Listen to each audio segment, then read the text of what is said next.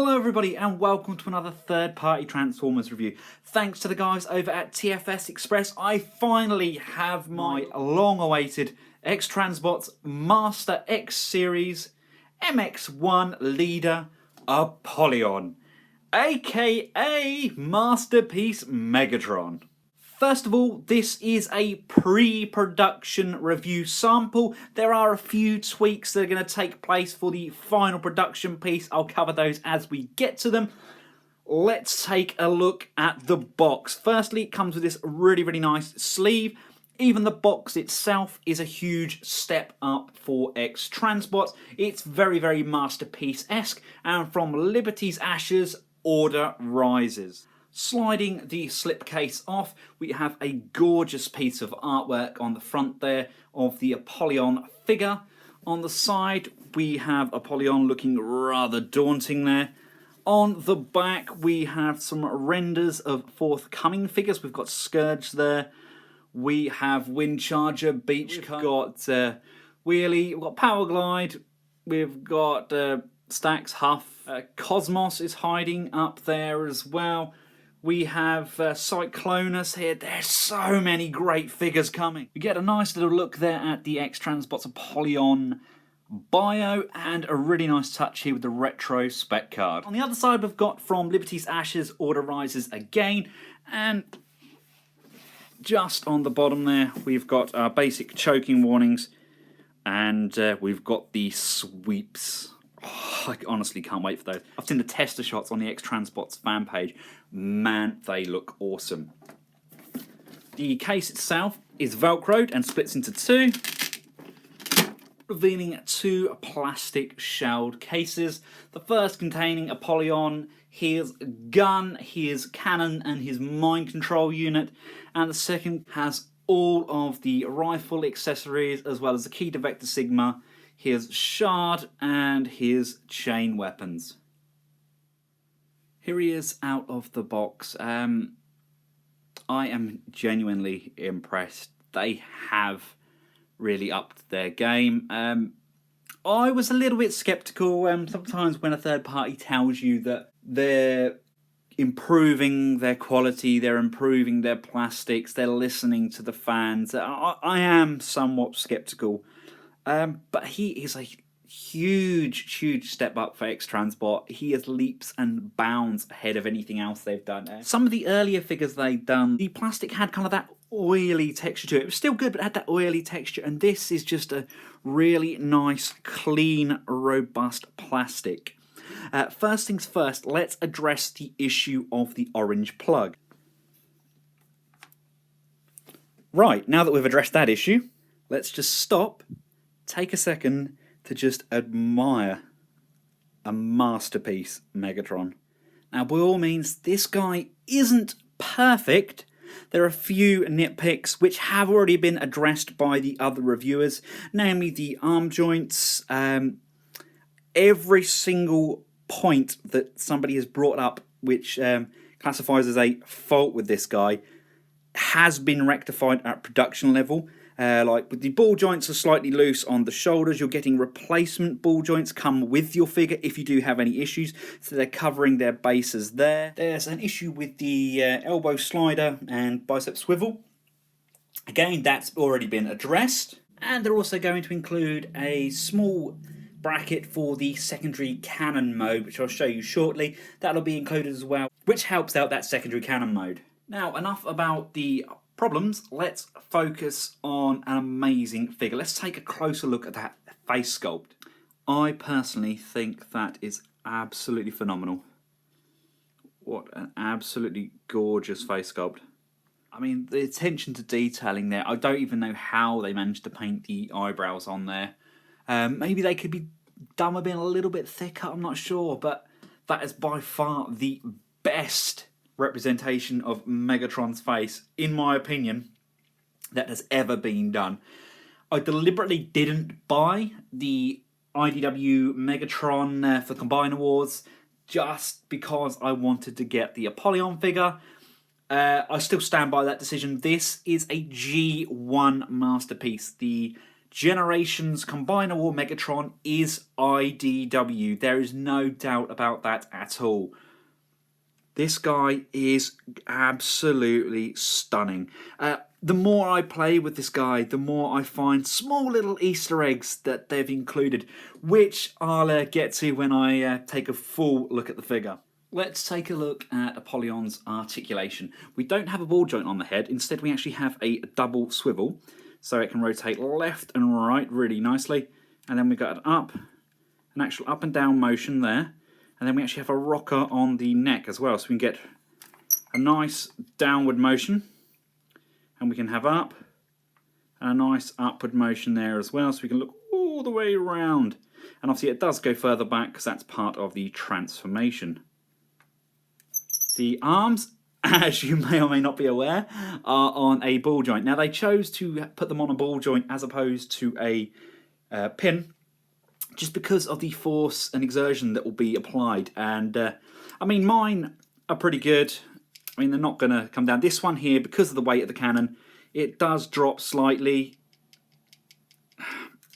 There we go. But I mean, it's not that bad. It's this position here which people were having the problem with. They do include the tighter ball joints which will rectify that problem, but again, not all of the figures will have that problem, and I can have it outwards, this way, kind of round here, and it's just as it gets out to the pivot there, that's when the pressure is applied and the weight is too intense. When we get round to the arms, they are on a rotation at the bicep. Again, there is an issue with this arm here. It does slide in and out, and it does hinder that bicep swivel. We actually have a nice bend at the elbow there, which is actually greater than 90 degrees. People have complained about this section here, where the elbow joint is missing. Have you seen the Generations Megatron? This is fine for me. I think with the mechanism being present here and all those gears and cogs, I think we get away with that. It does look very, very robotic. The arms do go all the way around. We do have outward motion, but not a great deal. I would have liked a little bit more lift in those arms, but that's due to these joints. The wrist, we have a full rotation. We have a fully articulated hands, 3 points on each finger, as well as an up and down raise on the thumb, so you can get some really nice poses and you can spread his fingers. The waist has a really nice swivel. No real up and down crunch on those abs. I would have liked a little bit of movement there, just so he can lean over and shoot Ironhide in the head. We've got the crotch flaps, which allow for really nice ratchet joints movement forwards and back. We've actually got a better range of movement going backwards than we have forwards, but you can get him in some really, really nice seated positions. And we've actually got a ball joint in that hinge there, which is kind of like a split joint, so we can move it up and down, but this also allows for full-on Van Damme splits. So you can get some really, really nice range there. There is, of course, die cast in the joint. There's die cast on the feet. There's die cast on the back here. This guy is really, really quite hefty. There's a fairly nice bend at the knee. No real movement forwards there. And there is no rotation at the knee, but obviously we do have that pivot at the thigh. Coming down to the ankles, we have got some really nice left and right ankle pivots. We've got some forward and back motion, and there's this slider here as well, which does allow the foot to extend slightly and retract if you want to give them a little bit more height. Do you remember what I said about Easter eggs? Take this for example, a built-in perch for Laserbeak. Things like this, just those little touches, that's what really, really impressed me. I haven't got a Starscream, so Astro Train is standing in, but these guys do look absolutely insanely good together. And don't even get me started on how insanely good he looks with MP10. These guys look absolutely phenomenal together. They really, really do. What an incredible pairing. I'm going to be doing more size comparisons and a full photo shoot over at benscollectables.com. Just hit the information bar at the top here and that will put a link through to my page. Now that we've taken a basic look around Apollyon, let's take a look at some of those gorgeous accessories he came with. First of all, let's take a look at his mind control helmet.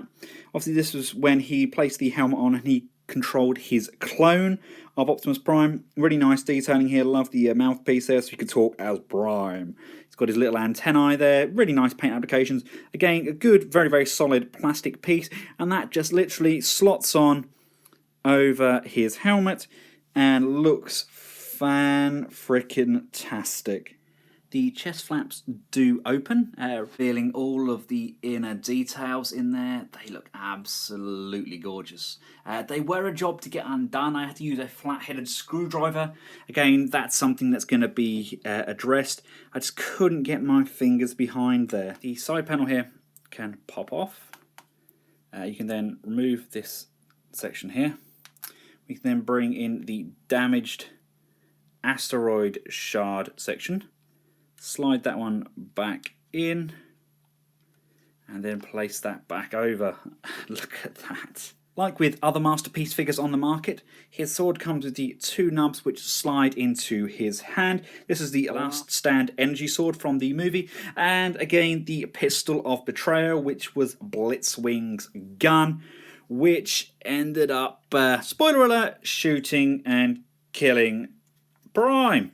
Again, that just slides into the sockets on the hand, plug that in, and there we have his pistol. His energy mace and chain attaches pretty much the same as what Optimus Prime's does. So if we look to the underside of the arm, we just want to open up this section here, pull that down and out of the way. That frees up this section underneath. Again, just move this section out of the way, slide the hand back in and round. We can then move that section back down and then move this section back round like so. Then the wife, or the ball and chain, whatever you want to call it, just slides in on this groove section here. You just apply pressure to that fist and slide that over the nubbin, and then we have the Energon chain attached. We get an extremely nice representation of the key to Vector Sigma. So if you want to be changing the Earth into metal or creating your own Stunticons, then use the key. And if that wasn't enough, we get the battle stand assembly. First of all, take this piece here, slide this section down and spread the feet. Make sure it's fully down. That one goes that way, that one goes that way. I'm not sure if this section attaches. It's fixed on in the box. It shows on the instructions that you slide it onto that section. I don't want to break it. I mean, it's robust enough plastic, but I know Pure managed to break part of his, so I'm not going to tempt fate. Your next section is you grab this one here. There's a square plug. The square plug plugs into here. Just push that down. The two holes do need to be facing forwards. You then want to grab your handle section. These handles just spray out like so and like so. And we have the peg which flips down like so. That's going to plug into the top there, he says, with a little bit of Energon and a lot of luck.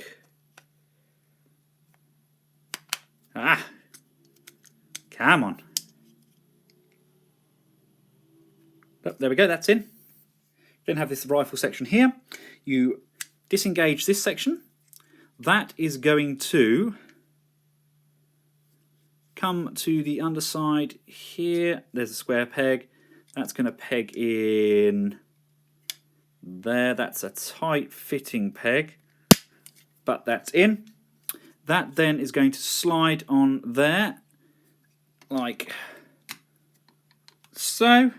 Looking good. And then we're going to come around and we're going to stick the stock on the gun. Should only fit that way up. And there we go. There we have the battle stand mode. That is absolutely massive. I don't even know if I can get that in shot. You know, that's pretty nice. I'm kind of liking that. It's a pretty nice touch. It's quite front heavy. It does have a tendency to tip back somewhat on here. I suppose you can probably counteract that by just moving these feet slightly further forward and just counterbalancing that. But it's nice. It's a nice little addition. It's a really nice nod to the G1 toy. But wait, there's more. There's also the Alt Battle Stand Assembly. It's very, very similar. But basically what we do, if we remove this peg here, and we remove the square peg here. Remember, that's a square peg that does not twist. Do not twist this peg. Out you come. On the side here, there's this pull-out section. You slide this section out like so. That then comes in to the back here, and that slides down into the back of the gun like this. The round peg, now this comes off. That one out you come. The square peg now plugs directly into the base stand here. He says, let's have a look. In you go. Oh, there we go. That's in. A little bit of brute force and ignorance. Unfortunately, this is only a square adapter on here, and there's only a circular plug on here. It shows on the instructions that it attaches under there. There's no way to get a circular object into a square hole, no matter how good I think I am. Now we come round to Apollyon's rifle. Just take that off his arm. It's just attached by this nubbin here. If we switch that nub across to the open position, that puts it a lot more central, like so. Then that can go on top there. There's a hole there and a hole there. Just place those on top like that. And that is the alternative battle stand assembly. It's a bit shorter. I'm not a huge fan of this mode. I prefer the original mode. But there's an option there. If you've got smaller Decepticons that you want to use this cannon, then by all means this is an option for you. Now before I get Apollyon transformed into his gun mode, I would just like to show you the alternative cannon positioning. Basically, if we have his arm down, what we can do, if we flip the gun round to this position, you can then, this hinge here, it actually moves. So we pull this joint forward, like so. It then allows us to rotate this entire section around, and then that can then be placed on the front of the arm, just so you can get that kind of more G1 toy look to him. So he's got the arm gun positioned on the forearm there. It's an option. I don't particularly favour this. It's not my cup of tea. I like it side mounted. But of course the option is there for you. I just think, again, it's a nice little added touch that we didn't necessarily need, but they've given us nonetheless. This is where all the fun begins. Let's get Apollyon transformed. First of all, we want to spread his arms and his legs like so. Come round to the inside of his feet and just flip up those mid-sections. Remove this toe section and just flip that to the inside of the foot like so. Do the same with this side, just untab that. Bring that round into the crevice underneath the underside of the foot. Bring the heel spurs down, and then we can flip this tab section back in, enclosing all of that in. So again, this side, flip that heel down and just close off that tab. Depending on your height preference, if you haven't already got the leg sections extended, grab the leg and just pull on the feet, revealing this sliding tab. You need that fully extended for both legs. Make sure this section is down. It sometimes lays up. You want to have that down. Pull this forward and rotate this entire section around. So you've got these sections facing inward like so. You can then bring this forward onto the front of the leg. You can see these are going to form the trigger sections. You can then flip up the trigger over the knee. Flatten this leg section here so it just tabs in, and fold this section fully extended like so. Come around to the side of the legs, untab this section here, fold up this section here, and this whole section here is going to be slid downwards, and that's going to tab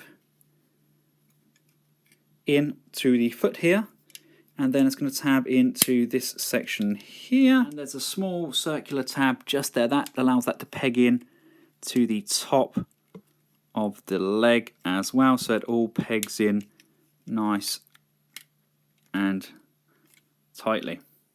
Do the same with both legs. Just taking a look at the back of the leg. Now they've got all these front sections fixed in. You've got these two sections on the back here. This section rotates down to form the base of the handle. This section is on a sliding pin. Can you see that rotating there? You need to rotate that up. That then is going to tab together. You can then bring that back down, and as you bring that down, there's a small black tab here. That's going to tab into the base of the foot. And then if we come round and take a look, this is actually all forming the handle, and just a matter of squeezing it all together and tabbing everything into place. Bending the knees slightly and applying pressure to the base of the foot, the leg section actually does collapse, and we're now going to slide that into this handle that we've formed. Now if you struggle to collapse the leg, because these are extremely tight on this sample, I found the best way of getting around that is just don't do these back panel sections. Do those after you've collapsed the leg, and it does slide down a lot easier. But the official transformation for this, the instructions state that we do these black tabs first. You'll know that the legs are fully down when this grey tab, which slides along, reaches the base section here. This black section all kind of just lines up on the inside of the leg. You can put that down, and then there's the tab here and the tab there. They just tab into the top of the legs like so. Unplug the waist sections, they just tabbed in on either side. Just bring those around the back for now, and you want to bring forward this crotch section. Fold this completely up so it's flat.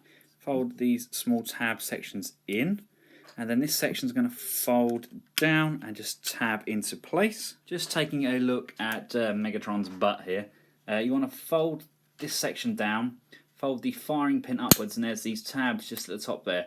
So as you fold that around, they're going to wrap around those tabs. That now activates the spring mechanism on there. We can then bring these legs around, and there's various tabs. We've got a tab here, tabs down here, and tabs there. They're all going to bring around, and we're just going to tab all of those sections together. Basically, as long as you line up these two at the top here, everything else pretty much falls into place. We can then bring around these side panels here. They just come up and cover up that section like so. Right now we can quickly briefly tackle the arms. Pretty much what I said earlier on. You want to lift the arm section up like so. This time you want to rotate this one round so it's up on top of the arm. We can now fold the closed fist inwards. Just move this section down and out of the way. That fist is going to fold inwards. And now with these handles down, you want to pull this section forwards.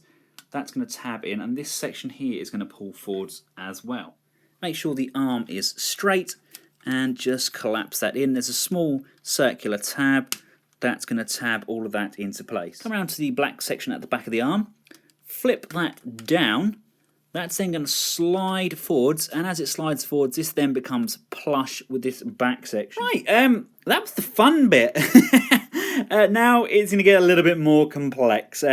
You need to come around here, move these arms out of the way, rotate his waist around so the back is facing that way. And there's a small tab just under here. We're going to lift that one up, and we're going to slide that round. It's quite a stiff tab.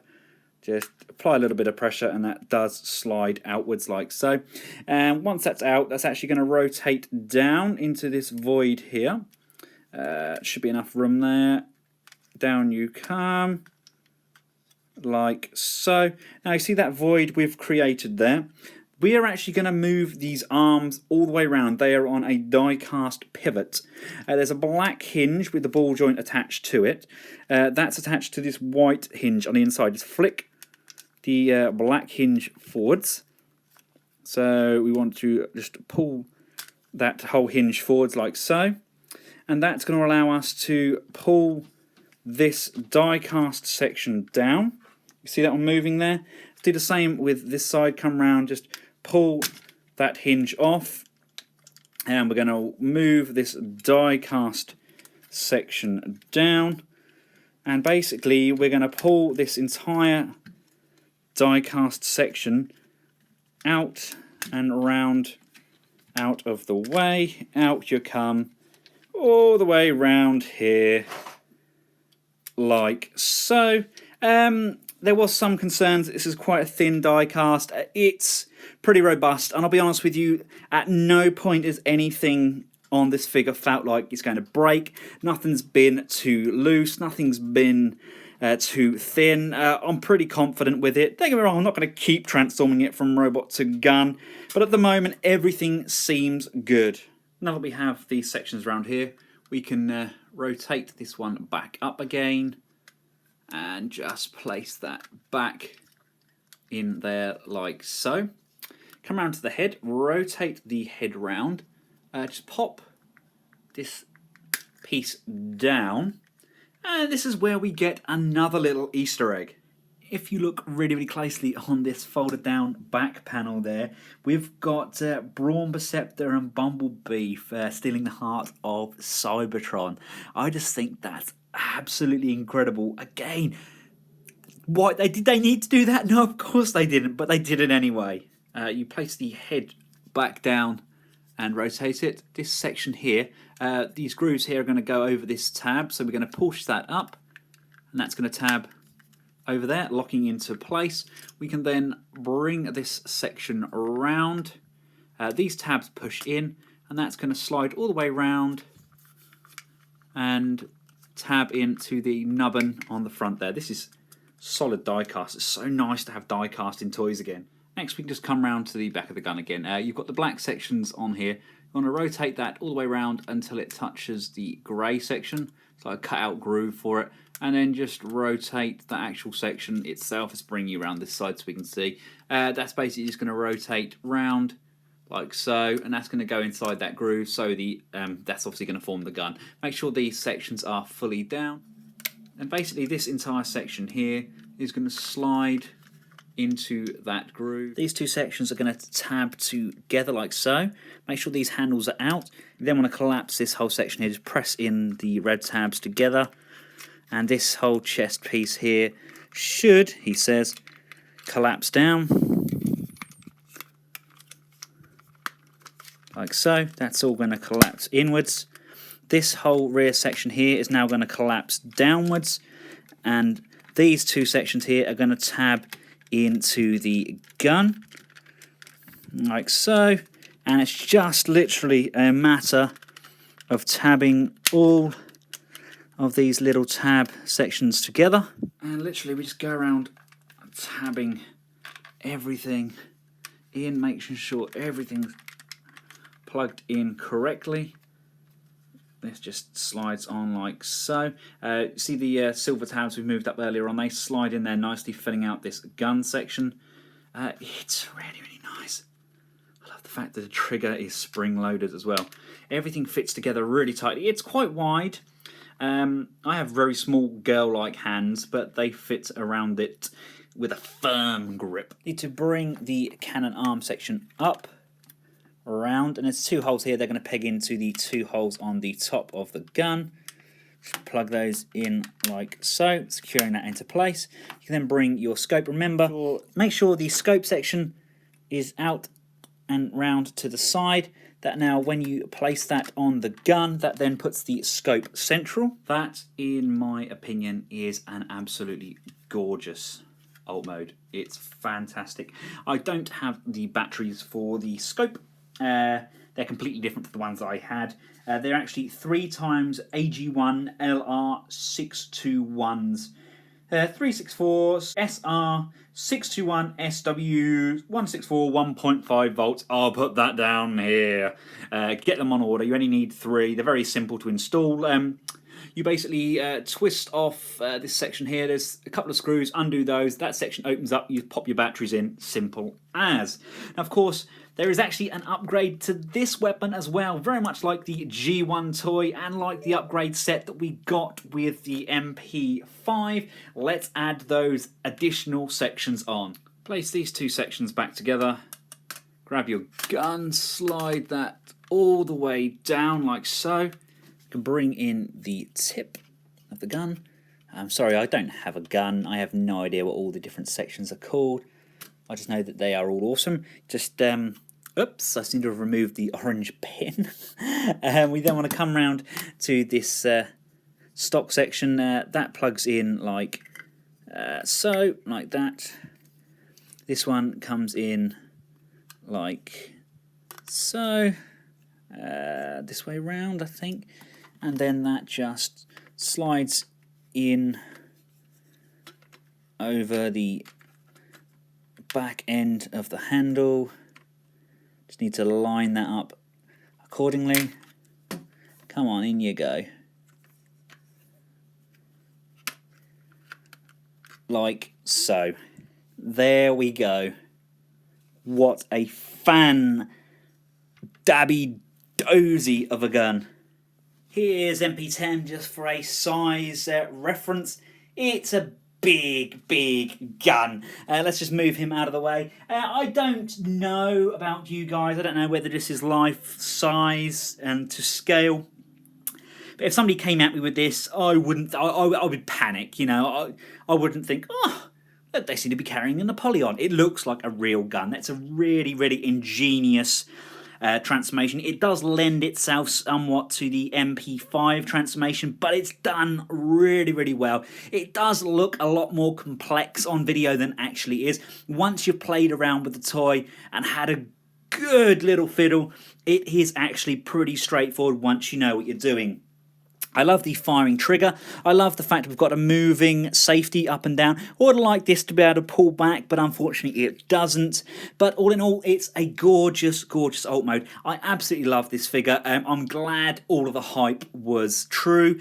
I'm glad they really upped the game. I'm glad the plastic quality is better than anything they have done. Comparatively, I would say plastic quality is probably the same, something like the MMC Cyclops, or slightly better than the swirly plastic that we got with the Toy World Hegemon, something like that sort of consistency, like the Orion. I'm genuinely very impressed, and that, with the incorporation of the die-cast, makes this a real pillar piece for the X-Transbot line, and something they can really build on and give the fans something that they deserve. Thanks again for watching. Sorry this has been a very long video. I don't normally make them this length, but it's a very important product to myself and a lot of other fans, and I needed to make sure it is worth the money, which in my opinion it definitely is. Don't forget to check out the full photo gallery up at benscollectables.com. That should be up within the next few days. And thanks again to the guys at TFS Express for shipping this out to me. Until next time, for myself and the mighty Apollyon, goodbye.